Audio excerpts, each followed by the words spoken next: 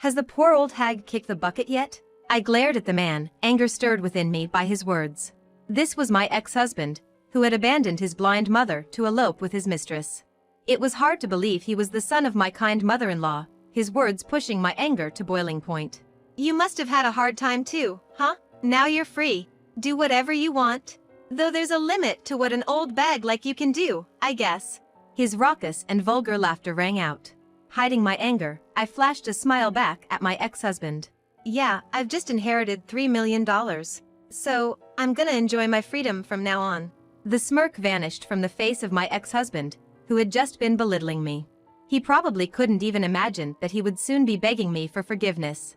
My name is Grace. I'm 63 now. I got married young and moved in with my in-laws. While blessed with kind in-laws, my husband was a severe disappointment.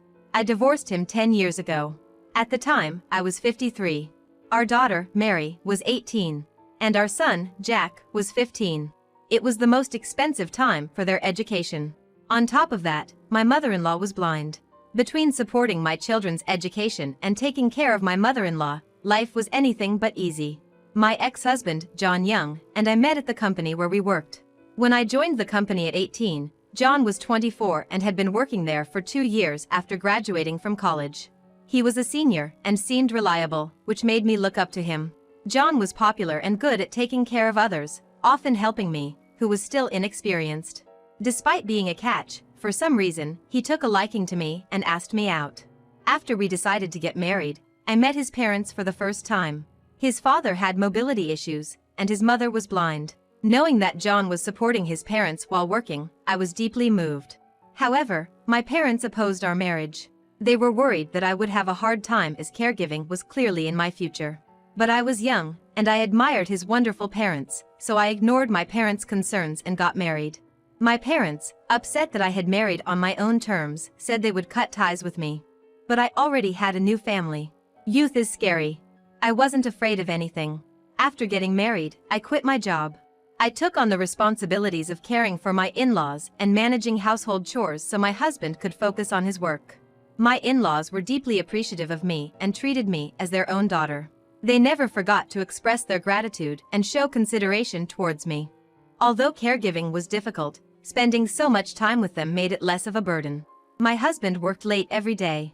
I was under the impression that our household was running smoothly. One day, I ran into a former coworker of my husband's at the grocery store. Naturally, we started talking about my husband and me. The coworker said, "Your husband, Mr. Young, always leaves work early because he's worried about you, Grace. He's such a wonderful husband." I couldn't believe my ears. My husband always came home after 10 p.m. He was never home early. There must have been a mistake. That's what I thought, but I couldn't say anything at the time. All I could do was give an awkward smile and agree, yes, that's true. When I got home, I brought it up with my husband. I had planned to subtly hint at the subject. "You've been coming home late recently. Can't you come home a little earlier? I feel bad for your father. It seems a little embarrassing for him to be cared for by a woman. Can't you at least help him bathe?" But before I could finish my sentence, my husband yelled at me. "What? I'm working, you know? I'm not just messing around. Tell my dad not to be so demanding." "But your father isn't demanding anything. I just felt that way." My husband seemed to have no intention of helping with the caregiving. Moreover, I felt he was being too defensive. My bad hunch was probably right. But I couldn't admit it at that time. I was scared of what would happen to me if I confronted him and discovered something I didn't want to know. I had gotten married against my parents' wishes, so I didn't have a home to go back to. I was worried about my in-laws too. In the end, I chose to live each day as usual. One day, I thought of buying an electric wheelchair for my father-in-law. Right now, he gets by with a cane and a manual wheelchair. But with an electric wheelchair, he could even go for a short stroll. If I put my blind mother-in-law in the wheelchair and push her, we could go for walks further afield. I discussed this with my husband. I never doubted that he would agree. But his response was lukewarm. "Huh? Do we need it?" My husband made a grimace at my suggestion. "I'm barely making ends meet with my income. Do we really need to spend money on that?" We were not well off, that's true. But if the wheelchair could bring even a little happiness to my in-laws, I wouldn't consider it a waste of money. So, could we perhaps borrow a bit from the bank and repay it later with my in-laws' pension? I mused. John seemingly partially agreed, warning, "Just don't put me in trouble." I couldn't relay his words verbatim to my in-laws. Yet, when I conveyed the message positively, indicating we could borrow from the bank, my father-in-law was elated. Together, we visited the bank, set up a loan, and purchased an electric wheelchair. My in-laws were utterly thrilled. However, not long after, my father-in-law passed away.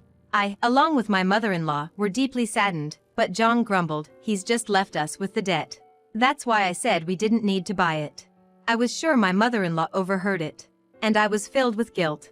Now it was just me and my mother-in-law living together at home. My mother-in-law was blind, but there were things she could manage by herself at home. My caregiving duties were significantly reduced. Around that time, John suggested we should start thinking about having children. I was doubtful about John at first, but if he's saying that, maybe there was some misunderstanding before. Eventually, we had 2 children. Unfortunately, John didn't change even after the kids were born. He barely paid attention to the household matters. My days were filled with the endless cycle of chores and childcare. Despite it all, my mother-in-law's happiness was my saving grace. She couldn't see the grandchildren with her eyes, but the lively sounds of children had added more smiles to her face since the loss of her husband. We continued to live a happy life from then on. But as my colleague once told me, John was always late coming home from work. The words at my father-in-law's funeral were unforgettable.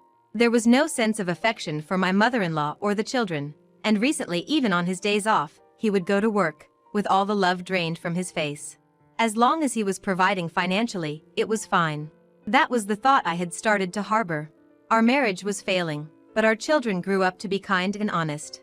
Change came to our family when our daughter turned 18 and was about to start college. "I'm off to work," John said one Saturday, a supposed day off. I had to stop him. "You promised to take my mother-in-law to the hospital today." It was a promise we had made a few days before. Today was the day for my mother-in-law's medical checkup. It was also the day when my daughter was moving into her dorm as she began college. Knowing these plans in advance, I had asked my husband to take my mother-in-law to the hospital. "What? Isn't that your job as a housewife?" he yelled at me.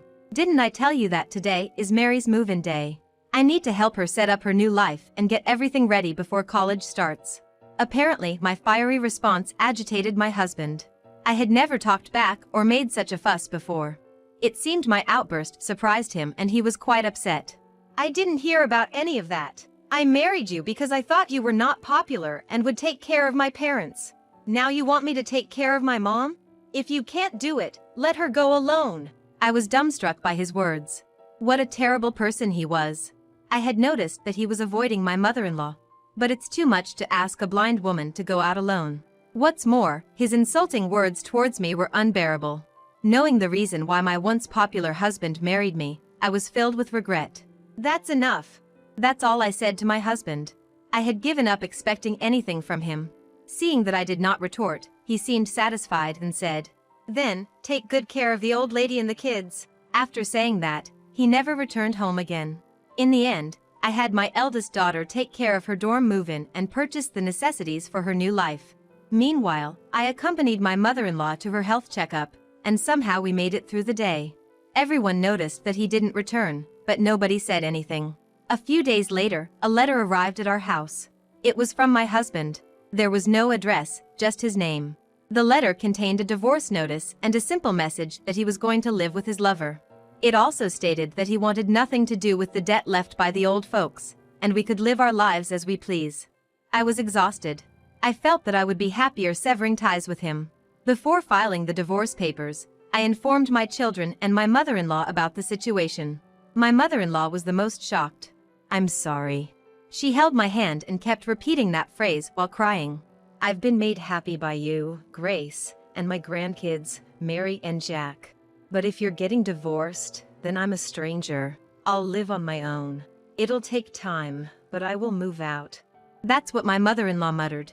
I replied strongly to her words. "You are no different from my real mother, and you are the only grandmother for my children. We don't need to worry about anything for our future life. We are still a family even after the divorce. Let's live together as we have been." Upon hearing my words, my mother-in-law thanked me while sobbing. However, I was not without worries. Even my husband was better than nothing when it came to the financial aspects. Now, he was gone.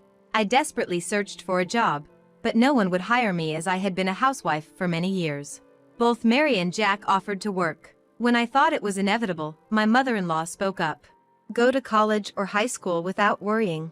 Grace, you can continue as you are without working. Leave it to me. We were perplexed by her words. However, just as my mother-in-law said, our lives continued without any change. If anything, I felt we were allowed to live more lavishly than when my husband was with us. I filed for divorce through my lawyer. My mother-in-law wanted to report him missing, but I had no desire to see that man again. But surely, she must want to see her son, my ex-husband. But even after she reported him missing, my ex-husband was never found. Our family of 4 created many memories, and about 2 years ago, my mother-in-law left to join my father-in-law. In the end, she never got to reunite with my ex-husband during her lifetime. Technically, my ex-husband is her son. I can't just not contact him. But even when I looked up his address, there was no one living there. Reluctantly, we held a small funeral, sending off my mother-in-law with just the 3 of us. And now, standing before me is my ex-husband. He appeared in front of me by chance when I was out shopping alone. I thought I had mistaken him for someone else and decided to ignore him, but he kept his eyes on me.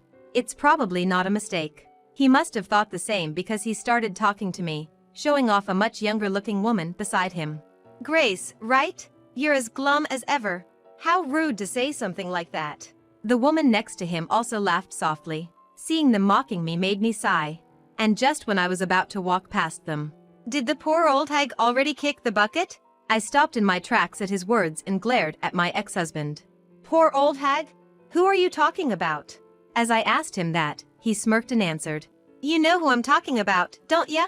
The blind old hag we lived with.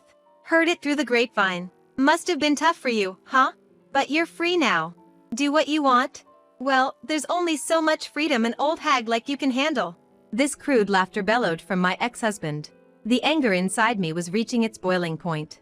But if I show anger here, I'll be playing right into his hands. I suppressed my rage and smiled back at him. Yeah, I received an inheritance of about $3 million. So, I don't have to work anymore. I'm living life freely. Thanks for your concern. What? The smirk on the face of my ex-husband, who had been belittling me just moments ago, vanished. See ya. My ex-husband stood dumbfounded. As I was about to walk away, he hurriedly called out to me. Wait a minute. An inheritance of $3 million? What are you talking about?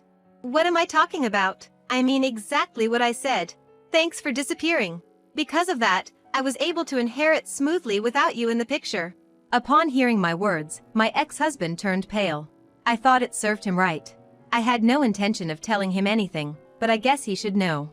He should know how foolish he is. You're kidding me. I'm her son, right? I didn't hear about any inheritance. I should have a right to get a share, too. Upon hearing his words, I couldn't help but smirk.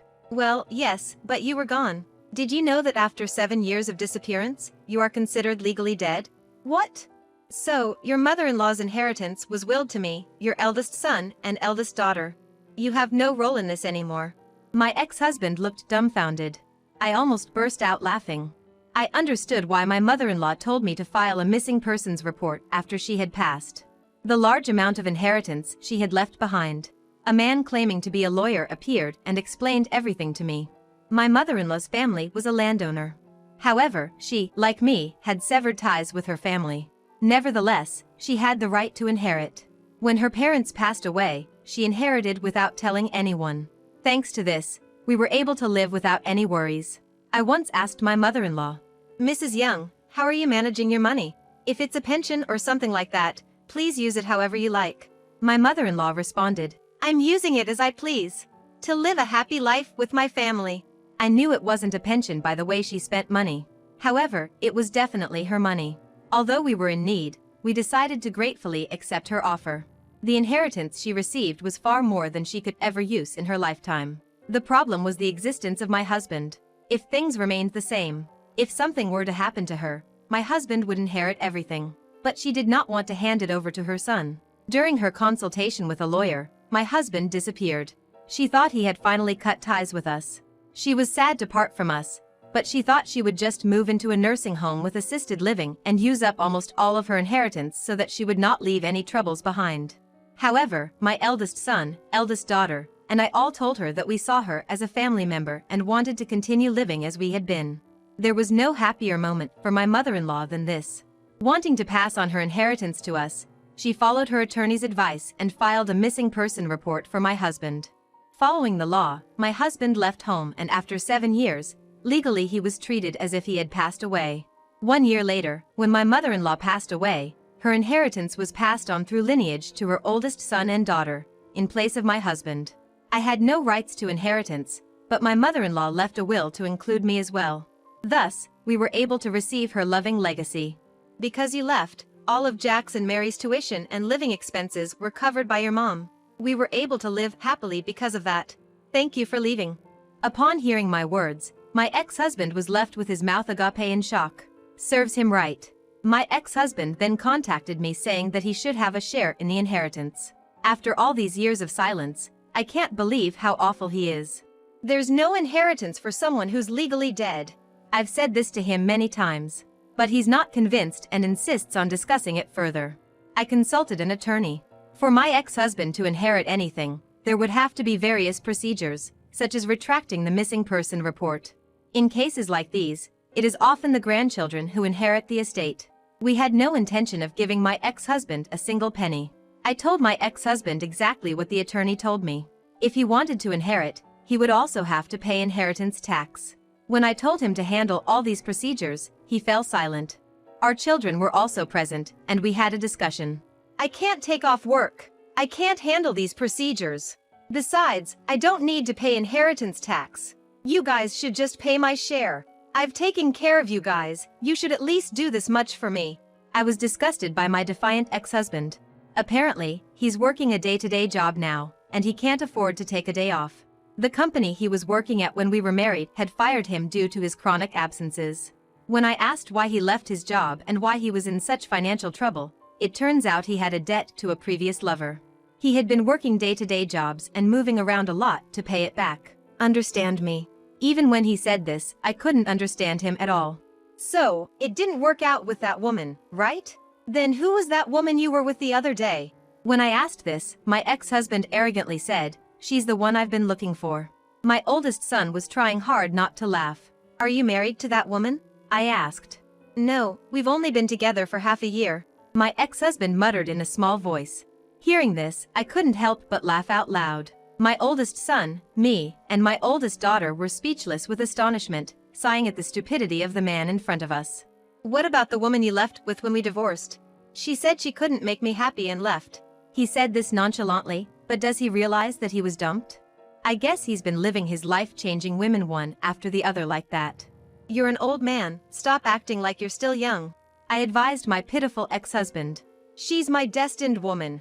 When he said this, I realized that anything I said to him would be pointless. Thanks to the reunion with my ex-husband, I found out where he lives. Apparently, he's living in an apartment in the next town over, which is under his girlfriend's name. My oldest son bought the entire building and became the landlord. It's the money Grandma gave us. It would be a waste to just leave it there. I thought it would be better to have real estate. My oldest son said this. I thought he wanted to help his father, but that was not the case. On the contrary, if the rent is even a day late, he goes to demand it. The previous landlord was patient, but my son is not like that. You've put your mother through enough trouble. You selfishly chose this life, so you should suffer even more than she did. It must have been my eldest son's own way of punishing his father.